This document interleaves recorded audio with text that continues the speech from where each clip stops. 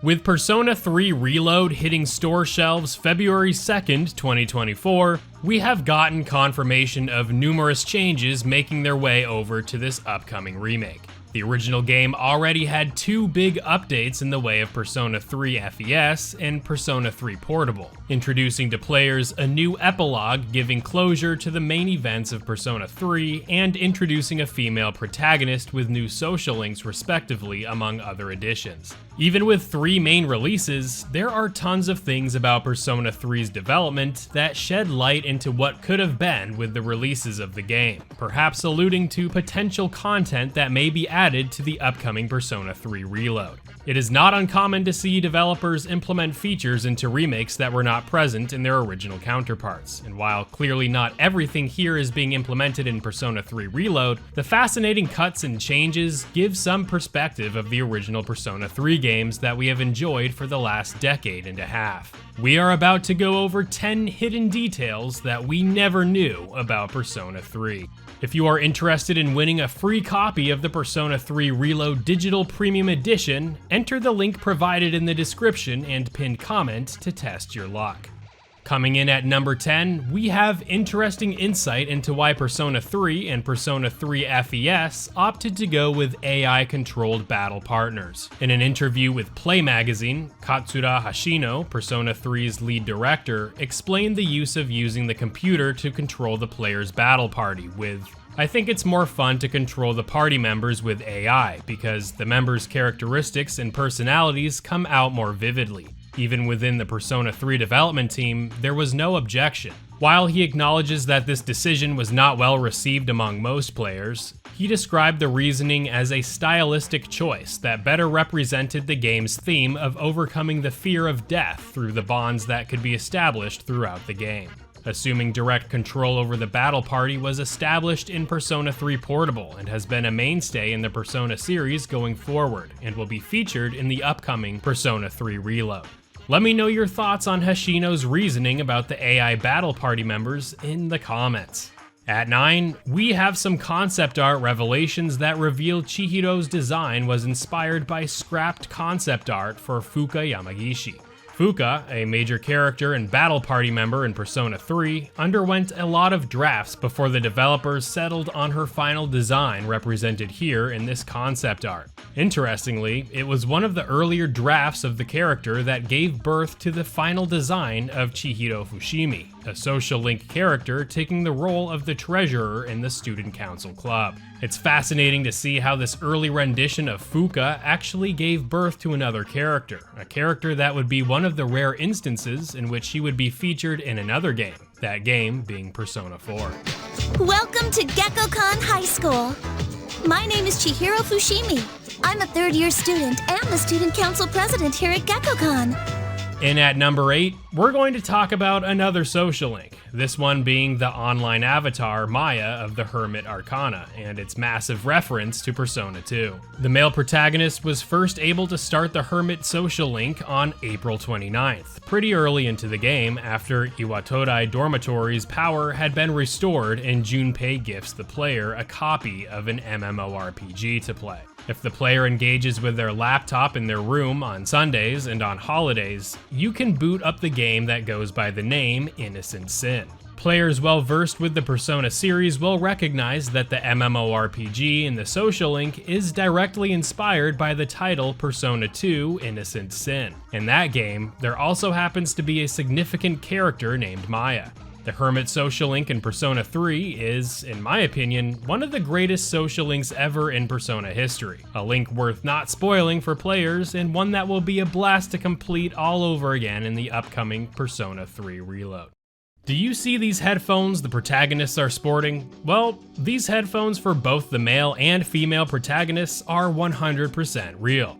At number 7, these headphones and MP3 players are actually inspired by two products in real life: the Sony Walkman NW-S205F and the Audio-Technica ATH-EM7. Audio-Technica even made a special version of these headphones with the Persona 3 logo on them in a limited edition version of the game. Just good luck getting your hands on one now, as they are considered incredibly rare and very expensive.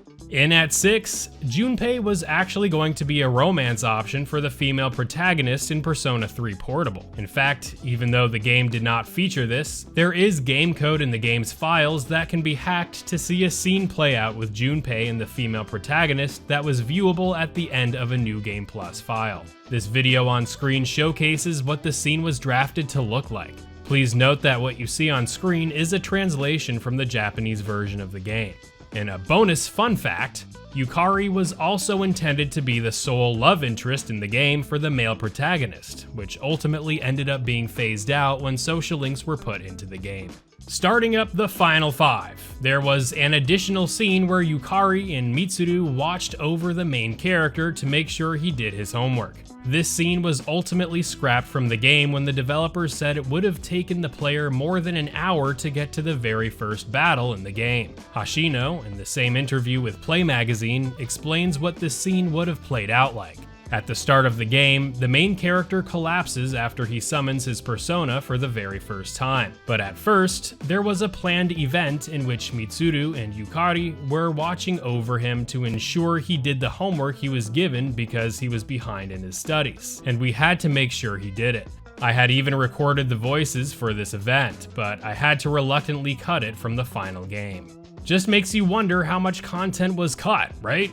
Speaking of cut content, in at number 4 is another scene in which the memorable shower scene on July 7th was greatly altered from Sony demanding it being changed to something less erotic. Yes, guys and gals, this shower scene was originally going to be much more erotic than the one we got. Hashino himself tells Play Magazine all about it in that same interview. That was really just included simply to please people. There was honestly no other intention behind it. At first, that scene was much longer. Sony also told us that it would not be suitable. It was actually much more erotic at first. I found myself bored by RPGs lately, so I decided to create a scene that would take advantage of the fact that this was a more contemporary drama. In that sense, there was a love hotel. So there you have it, folks. I will include the link to the entire interview in the description if you'd like to read more about it. What was I?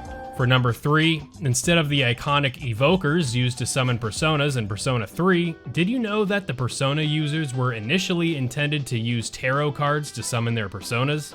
While Persona 4 went with this approach for summoning personas, Persona 3 was initially going to use this way to summon personas, but was ultimately changed with the inclusion of the evokers. The evokers, according to the developers, and rightly so, were much more fitting with the more mature themes of life and death that were prevalent throughout the game. At least we were able to see the tarot cards in action in the very next installment in a setting that made much more sense for it.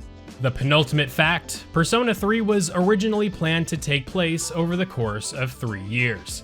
Yes, that's correct, 3 years. Throughout the entire interview with Katsura Hashino, the lead director of Persona 3, there was a rather substantial amount of cut content, from deleted scenes of which many were voiced to cut dungeons and more. Because Hashino and his team thought the game felt like it would have taken too long for players to complete and enjoy properly, the team instead decided to develop the game down to a single year. Can you imagine an entire Persona game consisting of 3 years? Talk about 300 hours of content right there.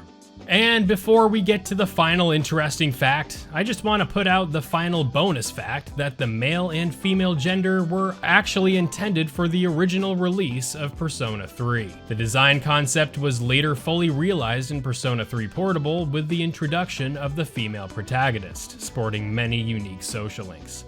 And for number 1, congrats on making it this far, my friends, but I have to put up a massive spoiler warning since this relates to the final parts of the main storyline of Persona 3, of which will absolutely be present in the upcoming Persona 3 Reload. I don't want to risk spoiling all those who have yet to play Persona 3, so just know what you're getting into. Still here? Alright.